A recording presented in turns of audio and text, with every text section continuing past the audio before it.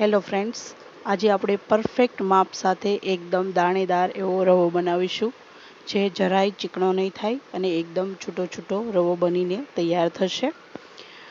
આ રીતના તમે પરફેક્ટ માપ લેશો તો એકદમ છૂટો છૂટો રવો બનશે. તો માપ જરૂર જોજો. આપણે 2 કપ જેટલું દૂધ મૂકી દીધું છે ગેસ ઉપર ગરમ થવા માટે, અને આપણે કડાઈમાં 1 કપ જેટલું ઘી લીધું છે. ઘીને આપણે હલકું ગરમ કરીને જ લેવું. ઘી આપણું ગરમ થઈ જાય એટલે આપણે 1 કપ જેટલો રવો ઉમેરીશું. જે કપના માપથી આપણે રવો ઉમેરીએ છીએ એ જ કપના માપથી આપણે 2 કપ જેટલું દૂધ લીધું છે. હવે આપણે રવાને બરોબર શેકી લેવાનો છે. જ્યાં સુધી તેનું ઘી છૂટું ન થઈ જાય ત્યાં સુધી આપણે રવાને શેકવાનો છે. આપણે એને બ્રાઉન નથી કરવાનો, આપણે ખાલી એને શેકવાનો છે. સરસ સુગંધ આવવા લાગે અને ઘી છૂટું થઈ જાય ત્યાં સુધી આપણે એને શેકી લેશું. આપણે ગેસની ફ્લેમ છે તે મીડિયમ રાખીશું અને સતત હલાવીને આ રીતના રવાને શેકી લેશું. આપણું દૂધ છે તે ગરમ થઈ ગયું છે. આપણે તે ગેસ બંધ કરી દઈશું અને આપણે રવાને હજુ શેકી લેશું.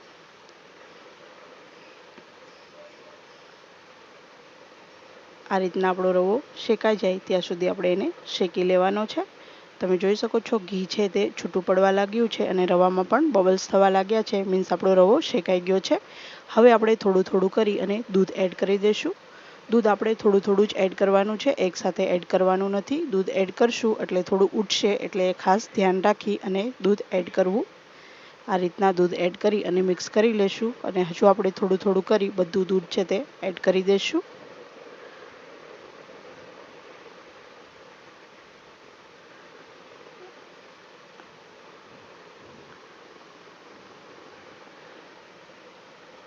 આપણે હવે બધું દૂધ છે તે રવામાં એડ કરી દઈશું અને એકદમ સરસ એવો દૂધ અને રવાને મિક્સ કરી લેશું.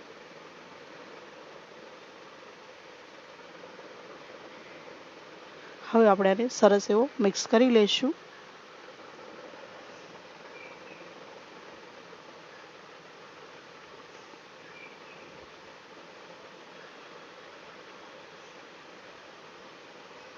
આ રીતના આપણે રવા સાથે દૂધને સરસ મિક્સ કરી લેવું. હવે આપણે 1 ચમચી જેટલો એલચી પાવડર એડ કરી દઈશું અને જે કપથી આપણે રવો લીધો છે ને એ જ કપથી પોણા કપ જેટલી આપણે ખાંડ ઉમેરીશું અને ખાંડ ઓગળે ત્યાં સુધી આપણે રવાને મિક્સ કરી લઈશું. ખાંડનું પ્રમાણ તમે તમારા ટેસ્ટ પ્રમાણે વધારે ઓછું કરી શકો છો. હવે આપણે આને બરોબર મિક્સ કરી લઈશું અને હવે આપણે ગેસની ફ્લેમ લો કરી અને 5 મિનિટ માટે આને ચડવા દઈશું, જેથી પરફેક્ટ છૂટો છૂટો રવો થઈ જાય અને દૂધ બધું ઓબ્ઝર્વ થઈ જાય. 5 મિનિટ પછી તમે જોઈ શકો છો આપણો રવો છે તે એકદમ છૂટો છૂટો બની અને તૈયાર થઈ ગયો છે. આપણે આને બરોબર મિક્સ કરી લઈશું.